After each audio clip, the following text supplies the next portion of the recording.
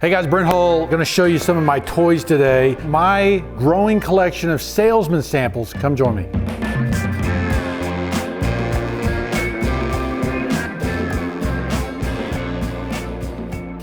So if you've ever been on a Zoom call with me, you've probably seen this set of doors in the background of my thing. They sit behind my desk. These are door Salesman samples. There was another hinge here. I suspect there was 3, but these are really cute, lovely little Salesman samples that a guy could carry into a lumber yard or a salesman could carry into a homeowner's meeting and show them different styles of doors, different styles of things that were going on. So I love these. I think they're so cool. My mom got this for me for Christmas one year. She found it in a decorator store and bought it for me. I love it. But Salesman sample, they hold a special place in my heart. Now, sometimes it's because of what they're doing. This one is actually for weather stripping. What it's showing is these windows. I don't want to break it. These windows and how they're weather stripped. Now, you know we do a 100-year window and we actually have this kind of sprung bronze and grooved weather stripping and how it goes together. So what you're seeing is you're seeing the weather stripping at the meeting rail, you're seeing weather stripping at the sill and weather stripping at the top. And this would have been a Salesman sample that he would have carried around and used. I'm thinking this is probably early 1900s, maybe late as 1920, but certainly something we still use today is the reason I wanted to pick it up. Also, if you know my history in craft, when I found this thing, I just fell in love with it. It's basically an old workbench. I've got one in my office that's Swedish made, but this one's really special. These things actually work and get tight, so that's always a lot of fun. Sometimes you come across these Salesman samples and they are an idea that kind of died, an idea that kind of never really worked out. And this was a locking system for windows that allowed you to, there's a clip in here that allowed you to move the windows up and down and stop it at certain areas. So instead of having locks or something like that, you would click this button and lift the window up and down. So it was a different way of locking it, but you'd also remember the way double hung windows work is you would lower the top sash, raise the bottom sash, and you would create this convection air going through the house.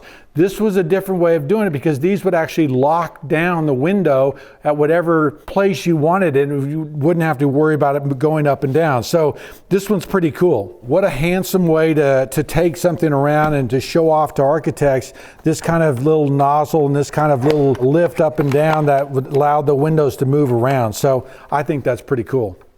Now, one you saw me do before that was carried around in a briefcase, really beautiful, was the kitchen. Okay, now if you watch my video on kitchens, you know that this is the Yorktown kitchen kit that would go around, and basically you have these walls in here that you could set up, okay? And you had a scaled plate here at the bottom that would allow you to lay out the room. Now, this is only 14 by 14, so we know we're dealing with a much smaller kitchen than we have today, but this would go in here. So you could break out your room based on these foots in here, and so lay this wall out. And then what you had in here is you had all these items that you could hang over top of it. Look, there's even a window with a curtain in there, which is pretty cool. But you would put your sink, or you would put, however you were laying it out, you know, your stove would go over here, and then you'd have your refrigerator maybe on this side.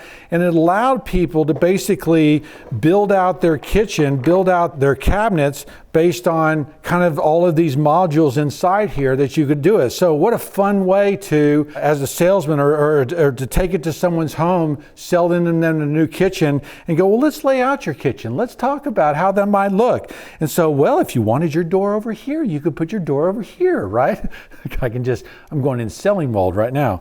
And there's your beautiful window. Look at that, it'll be right over the sink. So anyway, it's a pretty cool selling tool that was a pretty magical way of sharing the fun of working on, you know, and thinking of the way things used to be sold. This is probably a 1950s, 1960s thing. So it's something that, you know, for me, looking back, thinking about how some of these things came together, how houses were designed, how houses were put together, and to think that, and we've even got some brochures in here that show the kitchen as it lays out. Cuckoo is your present kitchen making you cuckoo. And then of course they'd have this other planning thing here that you could lay this whole thing out. So really a fun way for me to, when I walk back into some of these old kitchens and I see this kind of stuff, it's really step back in time. So they're really a fun one for me.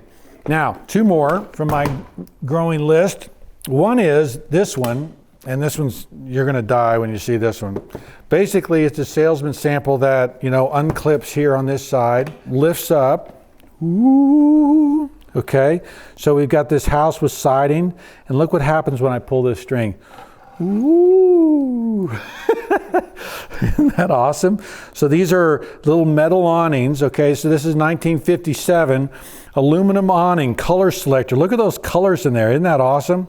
But this was from 57. There's a price sheet from that time period, which is pretty cool. All different ways you could make your awnings, and then of course, showing you that they were operable so that when the sun's out on that side of the house, you can put your awning out and then pull it up. One of the things I love in here is if you look at that TV, that old TV box set, and on top of there's a cocktail shaker. Yes, this is like Mad Men all over when he gets home, what he's doing. Anyway, I love this one. And then the last one is kind of for my build science buddies out there, thinking about how to put insulation in a house. And this one's from Gold Bond, okay? So Gold Bond was one of the early, before rock wool was around, Gold Bond was a mineral wool insulation company. And this is basically showing the places that a mineral wool would go and how to insulate your house. So how to, you know, put insulation in your house and how to think about insulation. And so there's these windows inside, you can check it out. But those are fun for me. And if you have any Salesman samples that you want to donate to the Museum of Brent Hull, I'd be happy to take any kind of donations. But these are fun for me. These are ways to remember how things were built. I collect old magazines, I collect old books. This is kind of part of that story. One of the things, this isn't just a crazy obsession for me, we are making samples for people all the time. In fact, we made a bunch of small samples of the doors that we made. They're now in our showroom, but we did that because of this. We take it to trade shows. We show the people the different kind of doors that we can make. And so we're making samples for people all the time. Samples help sell the message because no one can really visualize it. No one can really see it.